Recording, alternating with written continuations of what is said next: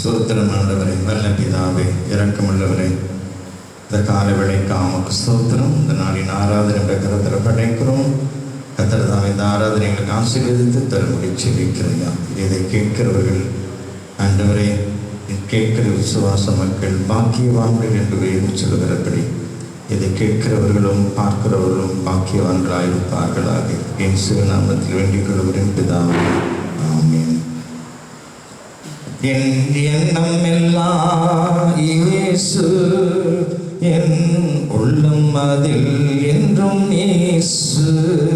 என் எண்ணம் எல்லாம் இயேசு, என் உள்ளம் அதில் என்றும் இயேசு. என்னை ஆளும் தேவன் இயேசு, நான் வணங்கும் தேவன் இயேசு. என்னை ஆளும் தேவன் இயேசு, நான் வணங்கும் தேவன் இயேசு. எல்லாம் எனக்கு இயேசு, இயேசு எல்லாம் இயேசு. எனக்கெல்லாமே இயேசுவே, எனக்கெல்லாம் என் இயேசுவே. என் எண்ணம் எல்லாம் இயேசு, என் உள்ளம் அதில் என்றும் இயேசு. என்னை ஆளும் தேவன் இயேசு, நான் வணங்கும் தேவன் இயேசு.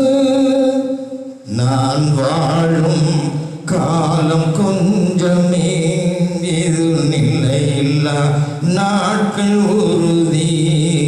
நான் வாழும் காலம் கொஞ்சமே, நிலையில்லா நாட்கள் உறுதி. எனக்குள்ளே வாழும் இயேசு, எனக்கு என்று போதுமே. எனக்குள்ளே வாழும் இயேசு, எனக்கு என்றும் போதுமே. என்றென்றும் என் தேவன் அவரே, என்னாலும் என் தேவன் அவரே. இயேசு எல்லாம் இயேசு, இயேசு எல்லாம் இயேசு.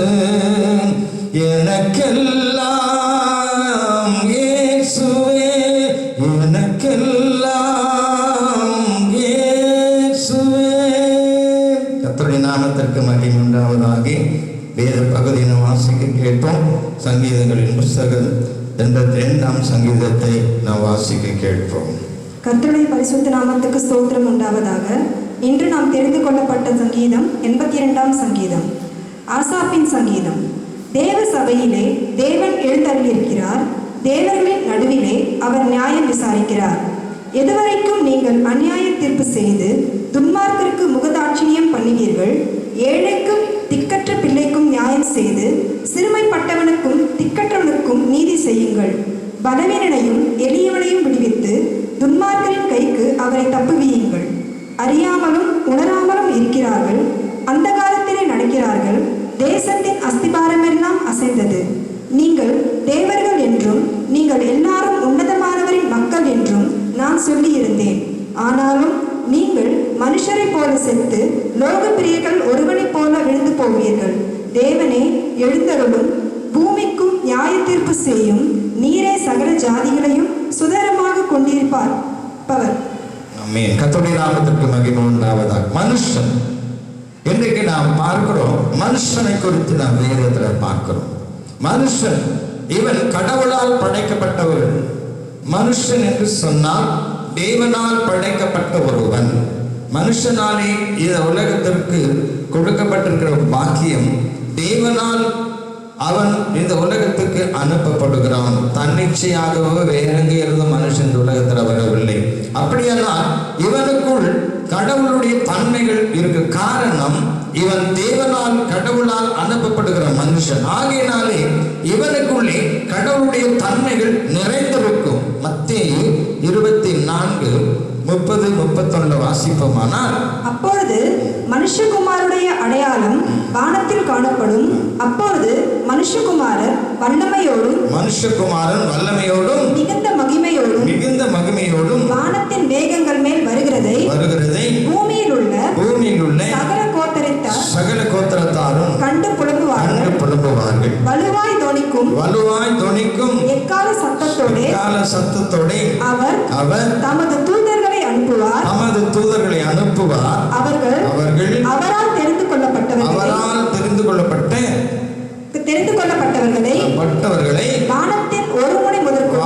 வானத்தின் ஒரு முனையிலிருந்து முதற்கொண்டு மறுமுனை மட்டும் 4 திசைகளிலும் இருந்து கூட்டி சேர்ப்பார்கள்.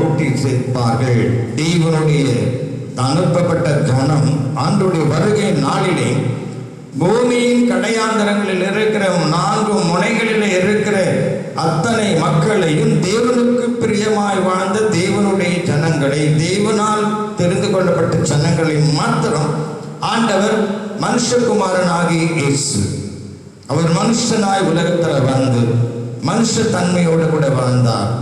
தேவன் மனுஷ தன்மையோடு வாழ்ந்ததினாலே அந்த தேவன் வாழ்ந்த இந்த பூமியிலே வாழ்கிற மனுஷர்களும் தேவனால் இசையப்பட்ட தன்மை உள்ளவர்கள். ஆகினால தேவன் மறுபடியும் அவர்களை தன்னோடு கூட சேர்த்து கொண்டு தன்னுடைய இருப்பிடத்திற்குள்ளே அவர்களை கொண்டு போவார். 16ஆம் அதிகாரம் மத்தேயு 19ஆம் வசனத்துல பரலோக ராஜ்யத்திலே திறவுகோலை நான் உங்களுக்கு தருவேன்.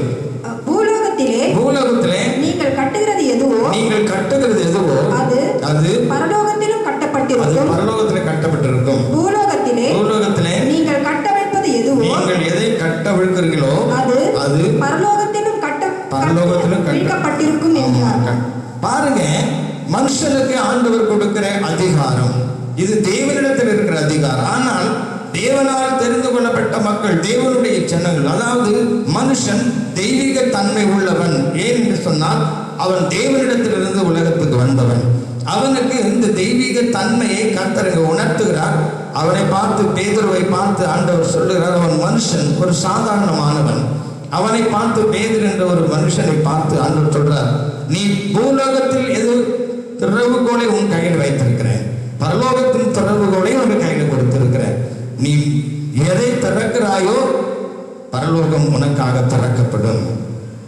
அந்த அதிகாரத்தை மனுஷனுக்கு கொடுக்கிறார். அப்படியானால் மனுஷன் தெய்வீக தன்மையை அடைகிறவன் என்பதை உறுதி. அதனால அநேகர் இந்த உலகத்தில் வாழ்கிற மக்கள் தெய்வீகத்தை ஒரு அற்பமா எண்ணி தாம் போக்கில் வாழ்ந்து சுகபோகமாக வாழ்ந்து மனித தன்மையோட கூட அழிந்து கொண்டு இருக்கிறார்கள்.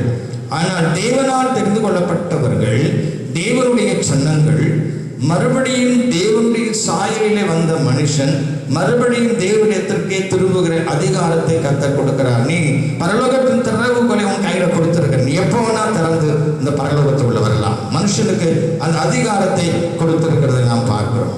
ஆகினாலே முதலாவது நாம் தேவனுடைய சாயலிலே பிறப்பிக்கப்பட்டவர்கள். ஆதியாகமம் 1ஆம் அதிகாரத்தில் 26, 27 வாசிப்பீர்களேயானால், பின்பு தேவன் நமது சாயலாகவும் நமது ரூபத்தின்படியேயும் மனுஷனை உண்டாக்குவோமாக.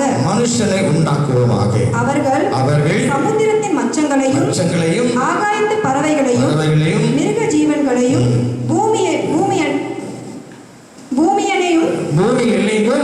மிருக ஜீவன்களையும் பூமி அனைத்தையும் பூமியின் மேல் ஊறும் சகல பிராணிகளையும் ஆளக்கடவர்கள். ஆளுவான்.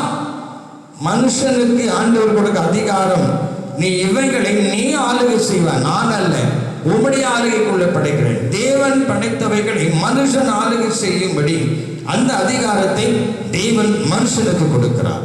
அப்படியானால் தேவனிடத்திலிருந்து வந்த மனுஷனுக்கு, இந்த உலகத்தில் வந்த மனுஷனுக்கு தேவனுடைய அந்த அதிகாரத்தில் ஒரு பகுதியை மனுஷனுக்கும் கொடுக்கிறார். அவன் மனுஷனுடைய உலகத்தில் மனுஷனாய் வாழ்ந்தாலும் கூட அவன் தேவனுடைய சாயலிலே உருவாக்கப்பட்டவன் என்று வேதம் சொல்லுகிறது. தம்முடைய ரூபத்திலே அவனை உருவாக்கினார், தம்முடைய சாயலை உருவாக்கினார் என்று வேதம் 5ஆம் அதிகாரம் 1ஆம் வசனத்தில் வாசிப்போம்னா, ஆதாமின் வம்ச வரலாறு. தேவன் மனுஷனை சிருஷ்டித்த நாளிலே அவனை தேவ சாயலாக உண்டாக்கினார். தேவ சாயலாகவே உண்டாக்கினார். உண்டாக்கினார். அதுதான் இன்றைக்கு உலகத்தில் பல கோடி மக்கள் பல தேசங்களிலே உலகத்தின் மூலையிலிருந்து இந்த மூலை வரைக்கும் வாழ்ந்து கொண்டிருக்கிற அத்தனை ஜனங்களும் இவர்கள் தேவனுடைய சாயலில் உருவாக்கப்பட்டவர்கள், தேவனால் படைக்கப்பட்டவர்கள். இதை உணராமல் தான் அநேக மக்கள் இயேசு கிறிஸ்து என்கிற ஒரு மைய பொருளை மறந்து போய் தன்னிச்சையாகவே தன்னுடைய விருப்பத்தின்படி அநேக காரியங்களை சிந்தித்து சடங்குகளை தன்னுடைய விருப்பத்தின்படியே மாற்றிக்கொண்டிருக்கிறார்கள். ஆகினால்தான் இதை நீங்கள் வாசித்த பகுதியில் சங்கீத புஸ்தகத்தை கூட 8ஆம் வசனத்தில் வாசிப்பீர்கள்னா, தேவனே எழுந்தள்ளும், பூமிக்கு நியாய தீர்ப்பு செய்யும், நீரே சகல ஜாதிகளையும் சுதந்திரமாக கொண்டிருப்பவர். நீ வா ஆண்டவர். இந்த உலகத்துல நீ படைத்த ஜனங்கள், நீ உருவாக்கின ஜனங்கள், உம்முடைய சாயல படைத்தவன் எல்லாம் உமக்கு விரோதமாக எழுப்பிட்டாங்க. உலகத்துல இந்தியா தேசத்துல அதிகமாயிடுச்சு. இயேசுக்கு விரோதமான ஒரு கூட்டமே எழுப்பி கொண்டிருக்கிறது. ஆனால் தேவனுடைய வார்த்தை சொல்லுகிறது, நீ பயப்படாதே, நான் உன் தேவன், நான் உன்னோடு கூட இருக்கிறேன். தேவனுடைய வார்த்தை என்றைக்கும் நிறைவேறும். ஆகினால்தான் இங்கே சொல்லப்படுகிறது, ஆனாலும் நீங்கள் மனுஷரை போல செத்து இந்த உலகத்தில் கடந்து போகிறீர்கள். ஆனால் வேதம் சொல்லுகிறது, தேவனுடைய பிள்ளைகள் சொல்லுகிறார்கள், நம்பிக்கையோட வாழ்ந்து கொண்டு கர்த்தருடைய பிள்ளைகள் சொல்லுகிறார், தேவனே நீ எழுந்தள்ளும், வா, திரும்பி இந்த உலகத்துக்குள்ளே வா. பூமி சீர்கெட்டு போய் கிடக்கிறது. அதிகாரம் தன்னுடைய விருப்பத்தின்படி தேவனுடைய பிள்ளைகள் விரோதமாக எழுப்பி கொண்டிருக்கிறது. எழும்பி வா ஆண்டவர், திரும்பி வா, திரும்பி இந்த உலகத்துக்குள்ள வா, நீர் வந்து எங்களுக்கு நியாய தீர்ப்பு செய்யும் என்று தேவனுடைய வார்த்தை இன்றைக்கு நமக்கு ஞாபகப்படுத்திக் கொண்டிருக்கிறதை நாம் பார்க்கிறோம். ஆகினால் ஆதியாகமம் 32ஆம் அதிகாரத்துல 28-21 வாசிப்போமானால், அப்பொழுது அவர் உன் பேர் இனி யாக்கோபு எண்ணப்படாமல் இஸ்ரவேல் எனப்படும். தேவனோடும் மனிதரோடும் போராடி மேற்கொண்டாயே. அப்பொழுது யாக்கோபு உம்முடைய நாமத்தை எனக்கு அறிவிக்க வேண்டும் என்று ஆண்டவரிடத்தில் அவன் கேட்கிறான், ஆண்டவரே உம்முடைய நாமத்தை எனக்கு சொல்லி, உம்முடைய நாமம் என்ன? அவன் சொல்றான். ஆண்டவர் என்ன சொல்றாரு? அதற்கு அவர் நீ என் நாமத்தை கேட்பானேன் என்று சொல்லி, நீ என் நாமத்தை கேட்காதே, அங்கே அவனை ஆசீர்வதித்தார். நீ என்னை யாருன்னு கேட்காத, நான் உன்னை ஆசீர்வதித்து கடந்து போகிறேன். நமக்கு தேவர்கள் அல்ல, கடவுள் அல்ல, நாமங்கள் அல்ல, கடல் பெயர்கள் அல்ல, கடவுள் பெயரை சொல்லிக் கொண்டிருக்க வேண்டிய அவசியம் அல்ல, பெயர்களை சொல்லி கடவுளை குதிக்க வேண்டிய அவசியம் இல்லை. உனக்கு தேவன் ஒருவரே. ஆண்டவர் சொன்னாரு, நீ என் பேரை கேட்காத, நீ என் நாமத்தை கேட்காத, நீ கடவுளை தொழுதுகொள், நான் உன்னை ஆசீர்வதிப்பேன். இந்த உலகத்தின் எல்லா மக்களுக்கும் ஒரே தேவன், ஒரே கடவுள் ஒருவரை நம்மை படைத்தார். அதை தான் இங்க சொல்றான். நீ என் நாமத்தை கேட்பானேன், நீ என்னை தொழுதுகொள், நான் உன்னை ஆசீர்வதிப்பேன். மனுஷ சாயலில் இந்த உலகத்தில் வந்தவன் தான் திரும்பி போகிற போதும் தேவ சாயலில் அவன் கடந்து போக வேண்டும் என்று தேவனுடைய வார்த்தைகள் நம்மை எச்சரித்துக் கொண்டே வருகிறது.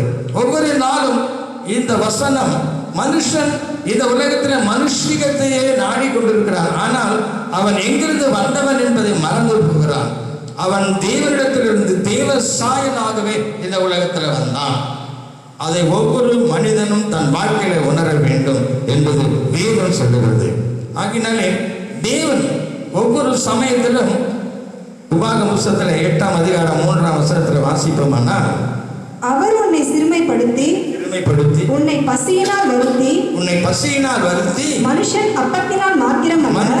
அப்பத்தினாலே மாத்திரமல்ல கர்த்தருடைய வாயிலிருந்து புறப்படுகிற ஒவ்வொரு வார்த்தையினாலும் பிழைப்பான் என்பதை உனக்கு உணர்த்துகிறேன். தேவனுடைய சொன்னங்கள், தேவனால் படைக்கப்பட்ட அவருடைய சாயலில் வந்தவர்கள், தேவனை போல நாமும் ஆகாரத்தினாலே மாத்திரமல்ல, தேவனிடத்திலிருந்து வருகிற அந்த தெய்வீக வார்த்தையே அவனுக்கு அப்பமாய் பூர்ணமாய் அவன் பசி ஆற்றி இந்த உலகத்தில் அவனை ஜீவனுள்ளவனாய் அவனை நடத்துவார். அந்த ஒரு நம்பிக்கை, அதுதான் தெய்வ சாயல். உலக பிரகாரமான ஆகாரத்தினாலே மாத்திர மனுஷன் இந்த உலகத்தில் பலனுள்ளவனாய் போஷிக்கிறவனாய் இல்லை. தேவனிடத்திலிருந்து வருகிற இந்த ஆசீர்வாதம் என்கிற அப்பம் என்கிற இந்த வார்த்தை வார்த்தை ஒவ்வொரு மனுஷனுடைய வாயிலும் புறப்பட்டு உள்ளே போகுமானால் அவன் வாழ்க்கையில ஒரு பெரிய ஆசீர்வாதத்தை அவன் பார்க்க முடியும் என்று நான் வேதத்தில் பார்க்கிறோம். அப்படியே தேவனுடைய பிள்ளைகள் அப்படியே மத்திய 4ஆம் அதிகாரம் 4ஆம் வசனத்தை வாசிப்போமானால் அவர் பிரதியுத்தரமாக மனுஷன் அப்பத்தினாலே மாத்திரமல்ல தேவனுடைய வாயிலிருந்து புறப்படுகிற ஒவ்வொரு வார்த்தையினாலும். தேவனுடைய வார்த்தை இன்றைக்கு அநேகர் அசட்டை பண்ணி பின்வாங்கி போகிறார்கள். தேவனுடைய வார்த்தைக்கு செவி கொடுக்கிறதில்லை. தேவனுடைய வார்த்தையுடைய வல்லமை இன்னும் உணராமல் இருக்கிறார்கள். தேவனுடைய வார்த்தை என்கிறது இந்த உலகத்தை அதிர பண்ணும் என்று வேதத்தில் படிக்கிறோம், வாசிக்கிறோம். தேவனுடைய சத்தம் இந்த உலகத்தை அசைய பண்ணும் என்று வேதத்தில் வாசிக்கிறோம். தேவனுடைய சத்தம் இந்த உலகத்தை அழிய செய்யும் என்று வேதத்தில் பார்க்கிறோம்.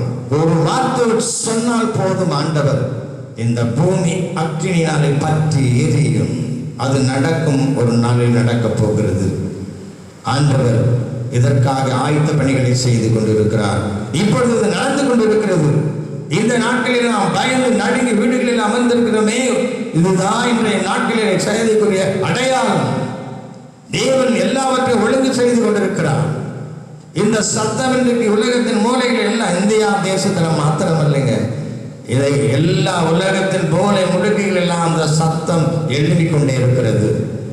தேவன் எழும்பிட்டார், அவர் புறப்பட்டார், அவர் நியாய தீர்ப்புக்கு ஆயத்தமாக இருக்கிறார். சம்பவங்கள் இன்றைக்கு நடந்து கொண்டிருக்கிறது, அதை நாம் கேட்டுக்கொண்டிருக்கிறோம். யோசுவாவின் புஸ்தகத்தில் 10ஆம் அதிகாரத்தில் 14-15 வாசிப்போமானால், இப்படி கர்த்தர் ஒரு மனிதனுடைய சொல் கேட்க அந்நாளை ஒத்த நாள் அதற்கு முன்னும் இல்லை, அதற்கு பின்னும் இல்லை. கர்த்தர் இஸ்ரவேலுக்காக யுத்தம் பண்ணினார். பின்பு யோசுவா இஸ்ரவேல் அனைத்தோடும் கூட கில்காலிலிருந்து பாளையத்துக்கு திரும்பினான். தேவன் சொல்லுகிறது, ஒரு மனிதனுடைய சொல் கேட்டு தேவன் படைத்த சத்துவங்கள் கேட்டது, அவன் சொன்ன வார்த்தைக்கு கீழ்ப்படிந்தது. யோசுவா பிரஜாதிகளை யுத்தம் செய்வதற்கு புறப்பட்டு போகிறான். யுத்தம் நடந்து கொண்டிருக்கிறது. தேவனுக்கு விரோதமான ஜனங்களை அழித்துக் கொண்டிருக்கிறான். ஆனால் சாயந்தர நேரம் வெளிச்சம் குறைகிறதை பார்க்கிறான். யோசுவா வானத்தை பார்த்து சூரியனை பார்த்து, சூரியனே நீ இருக்கிற இடத்துல நில். சொன்ன மாத்திரத்திலே எந்த இடத்துல சூரியன் நின்றதோ அதே இடத்துல யோசுவா எதிரிகளை வீழ்த்தி ஜெயம் பெற்று திரும்ப வரையும் அந்த சூரியன் அதே இடத்துல நின்றது. ஒரு மனிதனுடைய சொல் கேட்டது என்று வேதம் சொல்லுகிறது. காரணம், மனிதன் தேவனுடைய சாயலில் உருவாக்கப்பட்டவன். அவனுக்குள்ளே தெய்வ சக்தி உண்டு.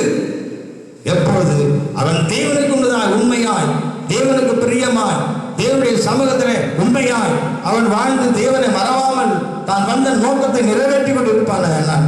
இந்த அற்புதங்கள் ஒரு மனிதனுடைய கரத்திலேயும் ஆண்டவர் கொடுக்கிறார் என்று நாம் பார்க்கிறோம். அதே யாத்திரையாகும் புத்தகத்தில் 14ஆம் அதிகாரத்தில் 26-27 வாசிப்பீர்களேனால், கர்த்தர் மோசேயை நோக்கி ஜனம் எகிப்தியர் மேலும் அவர்களுடைய ரதங்கள் மேலும் அவர்களுடைய குதிரை வீரர் மேலும் திரும்பும்படிக்கு உன் கையை சமுத்திரத்தின் மேல் நீட்டு என்றார். அப்படியே மோசே தன் கையை சமுத்திரத்தின் மேல் நீட்டினான். விடியற் காலத்தில் சமுத்திரம் பலமாய் திரும்பி வந்தது. எகிப்தியர் அதற்கு எதிராக வரும்பொழுது கர்த்தர் அவர்களை கடலின் நடுவே கவிழ்த்து போட்டார். தேவனுடைய மகன் ஆண்டவர் சொன்னார், சமுத்திரத்துக்கு நேரம் அவன் கையை நீட்டினான். அவன் தேவனுடைய மனுஷன், தேவனுடைய சாயலில் வந்தவன். தெய்வ சக்தி அவனுக்குள்ள இருந்ததினாலே தேவனே அவனை பார்த்து சொன்னான், நீ சமுத்திரத்துக்கு நேரம் அவன் கையை நீட்டினான். சமுத்திரம் 2ஆக பிளந்தது. தேவனுடைய பிள்ளைகள் சமுத்திரத்தில் கடந்து போகும்படி கர்த்தர் கிருபை செய்தார். அதே நேரத்தில் தேவனுக்கு விரோதமான ஒரு கூட்ட மக்கள் அவர்களை பின்தொடர்ந்து வந்தார்கள். தேவன் அவர்களை அழித்தார். காரணம், அவர்கள் தேவனுக்கு விரோதமானவர்கள். தேவனுடைய சமூகத்துக்கு விரோதமானவர்கள், தான் வந்த தேவனையே படைத்த தேவனையே விரோதமாய் அவர்கள் கை கொண்டவர்கள். தேவன் அவர்களை அதே இடத்துல சகலரையும் அடித்து போட்டார். தேவனுடைய நியாய தீர்ப்பு மனுஷன் மேல் வரும். ஆனால் மனுஷன் தேவனுடைய சாயலில் வாழ்ந்து தேவனோடு கூட தன் வாழ்க்கையை அர்ப்பணித்து கடந்து போகிறவன் தேவனுடைய விடுப்பிடத்திற்குள்ளே அவன் புறப்பட்டு போவான். ஆண்டவரே வருவார். வருகிற நாளிலே இந்த சம்பவம் நடக்கும் என்று நாம் 2 நாளாகும் புஸ்தகத்தில் 7ஆம் அதிகாரத்தில் 1 முதல் 3 கொஞ்சம் வாசித்து பார்ப்போமானால், சாலமோன் ஜெபம் பண்ணி முடிக்கிற பொழுது அக்கினி வானத்திலிருந்து இறங்கி சர்வாங்க தகன பலியையும் மற்ற பலிகளையும் பட்சித்தது. கர்த்தருடைய மகிமை ஆலயத்தை நிரப்பிற்று. கர்த்தருடைய மகிமை வானத்திலே பரலோகத்திலே இருக்கிற தேவன் பரலோகத்திலே மகிமையிலே அமர்ந்து மகிமையுள்ள சிங்காசனத்தை பார்த்து 1000 பரிசுத்தவான்கள் மத்தியிலே தேவதூதர்கள் மத்தியிலே தேவனை துதித்துக் கொண்டிருக்கிற மத்தியிலே வாழ்ந்து இருக்கிற அந்த தேவன் இந்த பூமியிலே இருக்கிற மனுஷன் துதித்து கர்த்தரை மகிமைப்படுத்துகிறதை கர்த்தர் கேட்டார். பரலோகத்தில் இருக்கிற தேவன் பூமியிலே ஒரு ஆலயத்தில் அமர்ந்து கர்த்தரை துதித்த அந்த மனுஷனுடைய விண்ணப்பத்தை கேட்டார், வேண்டுதலை கேட்டார். பரலோகம் அவனுக்காக திறக்கப்பட்டது. தேவனுடைய ஆலயம் கர்த்தருடைய மகிமையிலே நிரம்பினது. ஆண்டவர் தேவனுடைய ஆலயத்துக்குள்ளே இறங்கினார். மனுஷனோடு கூட வாசம் பண்ணுகிறவர். காரணம், மனுஷன் தேவனுடைய சாயலில் உருவாக்கப்பட்டவன். ஆகினால் இதை உணராமல் அநேக மக்கள் இன்றைக்கு வாழ்ந்து கொண்டிருக்கிறார்கள். அவர்கள் உலகத்தில் வந்த நோக்கம் என்ன? எதற்காக வந்தோம்? ஏன் ஆண்டவர் என்னை உலகத்தில் கொண்டு வந்தார் என்ற நிபந்தனை எண்ணமும் நோக்கமும் இல்லாமலே அநேகர் வாழ்ந்து போகிறார். காரணம், அவர்களுக்குள்ளே இருக்கிற பொருளாசை, பண ஆசை, பதவி ஆசை, அதிகாரம், இவர்கள் கிடைத்தா போதும், இது ஆண்டவரால் நமக்கு கொடுக்கப்பட்டது என்று சொல்லி தங்களையே தங்கள் ஏமாற்றி வாழ்க்கையை பாழ்படுத்தி கடைசி நாளிலே அவர்கள் பூமிக்கு திரும்புகிற தேவனுடைய ஜனமல்லாமல் புறமதஸ்தராய் காணப்படுகிறார்கள். தேவனுக்கு பிரியம் இல்லாதவராய் கடந்து போகிறார்கள். காரணம், அவர்கள் தேவனுடைய சாயலில் வந்தவர்கள் என்பதை ஒரு நாளும் உணராமலேயே கடந்து போகிறார்கள். ஆண்டவருடைய நியாய தீர்ப்பு நாளிலே இந்த வித்தியாசத்தை நாம் காண்போம். உண்மையாகவே கர்த்தருடைய பிள்ளைகளாக இருக்கிற நாம் இந்த நாட்களிலே மனுஷன் என்பவன் ஒரு சாதாரணமானவன் அல்ல. அவன் தேவனால் படைக்கப்பட்டவன், தேவனால் உருவாக்கப்பட்டவன், அவன் தேவனுடைய சாயலில் உருவாக்கப்பட்டவன், அவன் தேவனுடைய சாயலிலே இந்த உலகத்தில் வந்தவன். ஆண்டவர் அதான் சொன்னார், தம்முடைய சாயலிலே ஒரு மனுஷனை உண்டாக்கினார். மனுஷனை தம்முடைய சாயலிலே உண்டாக்கினார். அவன் தான் தேவனுடைய மகன். யோபு என்ற ஒரு மனுஷனை நாம் பார்க்கிறோம். யோபு, ஆண்டவர் யோபுவை பற்றி ஒரு மனுஷன் அவன். ஆண்டவர் யோபுவை பற்றி அவன் சொல்லுகிற பொழுது ஆண்டவர் சொல்றாரு, 1ஆம் அதிகாரம் 1ஆம் வசனத்துல ஒரு மனுஷனை பற்றி ஆண்டவர் சொல்றாரு. 1ஆம் அதிகாரம் 1ஆம் வசனத்துல, தேசத்திலே யோபு என்னும் பெயர் கொண்ட ஒரு மனுஷன் இருந்தான். அந்த மனுஷன் உத்தமனும் சன்மார்க்கனும் தேவனுக்கு பயந்தவனும் பொல்லாப்புக்கு விலகி இருக்கிறவனுமாய் இருந்தான். தேவன் அவனை தன்னுடைய சாயலை உருவாக்கி இந்த உலகத்தில் அனுப்பினார். அதற்கு சாட்சியாக வாழ்ந்தான். கடவுளை, அவனை படைத்த கடவுளே இந்த வேதத்தில் அவனை பற்றி சாட்சி சொல்லுகிறதை நாம் பார்க்கிறோம். அவன் உத்தமனாய் வாழ்ந்தான். நான் எப்படி அனுப்பினேனோ அப்படியே வாழ்ந்தான். சன்மார்க்கமாய் தெய்வீக தன்மையிலே வாழ்ந்தான். தெய்வீக தன்மையிலே அவன் சகலத்தையும் செய்து முடித்தான். ஆண்டவர் சொன்னார், யோபு 2ஆம் அதிகாரத்தில் 3ஆம் வசனத்தில் வாசிப்போம்னா, யோபுல 3ஆம் அதிகாரம் 3ஆம் வசனத்துல, அப்பொழுது கர்த்தர் சாத்தானை நோக்கி நீ என் தாசனாகிய யோபின் மேல் கவனம் வைத்தாயோ உத்தமனும் சன்மார்க்கனும் தேவனுக்கு பயந்து பொல்லாப்புக்கு விலகி இருக்கிற மனுஷன் அவன். அவனைப் போல பூமியில் ஒருவனும் இல்லை, முகாந்திரம் இல்லாமல் அவனை நிர்மூலமாக்கும்படி அவனை நீ என்னை ஏவின போதிலும் அவன் இன்னும் தன் உத்தமத்திலே உறுதியாயிருக்கிறான். அவனை ஒன்று நீ செய்ய முடியாது. அநேக மக்கள் கொஞ்சம் பேரா இருந்தாலும் தேவனுடைய பிள்ளைகள் இந்த உபத்திரவ நாட்களிலே எங்கேயோ மூலைகளிலே இருக்கிற தேவனுடைய பிள்ளைகள் இருக்கிறார்கள். ஜனத்தொகையில் 1% 2% தேவனுடைய பிள்ளைகள் இருக்கலாம்.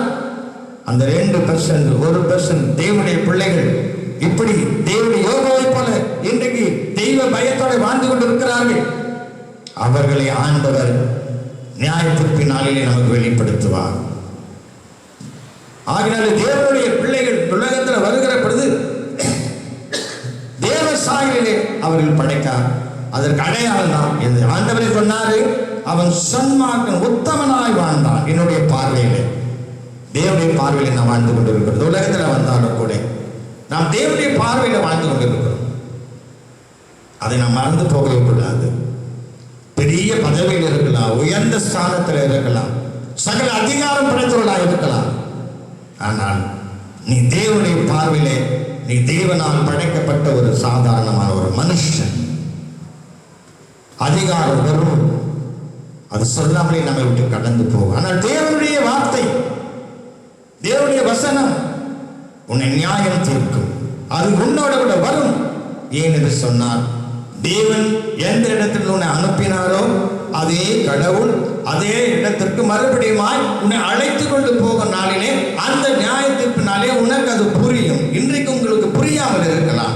தேவன் வார்த்தை மனுஷன் தேவனுடைய சாயலே உருவாக்கப்பட்டவன் என்று நாம் பார்க்கிறோம். அதே போல 1 சாமுவேல் புத்தகத்தில் கொஞ்சம் வாசிப்போம்னா அது கொஞ்சம் நமக்கு புரியும். 1 சாமுவேல் 10ஆம் அதிகாரம் 1 முதல் 4 வசனங்களை கொஞ்சம் வாசித்து பார்க்கலாமா? அப்பொழுது சாமுவேல் தைல குப்பியை எடுத்து அவன் தலையின் மேல் வார்த்து அவனை முத்தம் செய்து கர்த்தர் உன்னை தம்முடைய சுதந்திரத்தின் மேல் தலைவனாக அபிஷேகம் பண்ணினார் அல்லவா?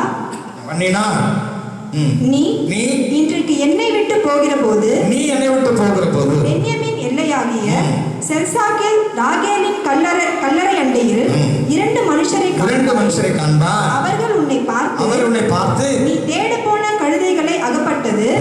இதோ உன் தகப்பன் கழுதைகள் மேல் இருந்த கவலையை விட்டு உங்களுக்காக விசாரப்பட்டு என் மகனுக்காக என்ன செய்வேன் என்கிறார் என்று சொல்வார்கள்.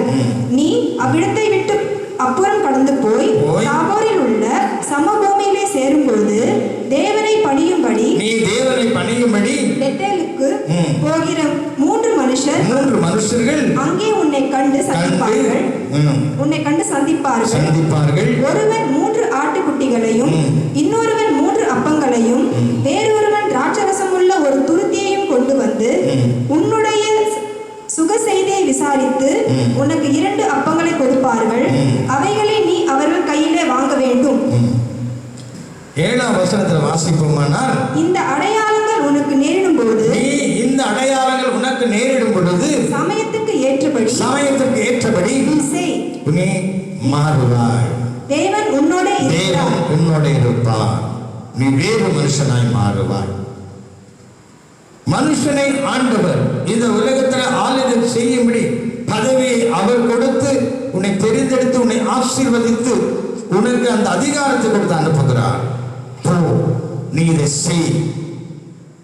தேவன் கொடுக்கிற அதிகாரம், அந்த அதிகாரத்தை நாம் தேவனுக்கு உண்மையாய் கர்த்தருடைய பார்வையிலே உண்மையாய் நாம் அந்த அதிகாரத்தை செய்து முடிக்கிறவர்களாய் நாம். ஆகவே மனிதன் இந்த உலகத்தில் வாழ்ந்தாலும் அவன் தேவனிடத்திலிருந்து வந்தவன். இது உண்மையானால் எந்த மனுஷனும் இந்த நினைவுடனே வந்த வண்ணமாகவே அவன் திரும்புவான் என்பதை மனிதன் உணர்ந்து வாழ்ந்து கர்த்தரிடத்தில் திரும்பும்படி கர்த்தருடைய சமுத்திரங்களை கேட்கிறேன். கர்த்தர்களை ஆசீர்வதிப்பாராக. ஆமென். என் ஆத்துமாவே கர்த்தரை ஸ்தோத்திரி, என் முழு உள்ளமே பரிசுத்த நாமத்தை ஸ்தோத்திரி. என் ஆத்துமாவே கர்த்தரை ஸ்தோத்திரி, கர்த்தர் செய்த சகல உபகாரங்களும் மறவாதே. ஆமீன். பிதா குமாரன் பரிசுத்தாவின் நடத்தும் சமாதானம் ஐக்கியம் உங்கள் அனைவரோடு இன்றும் என்றும் சகல நாட்களிலும் இருப்பதாக. ஆமீன். ஆமீன்.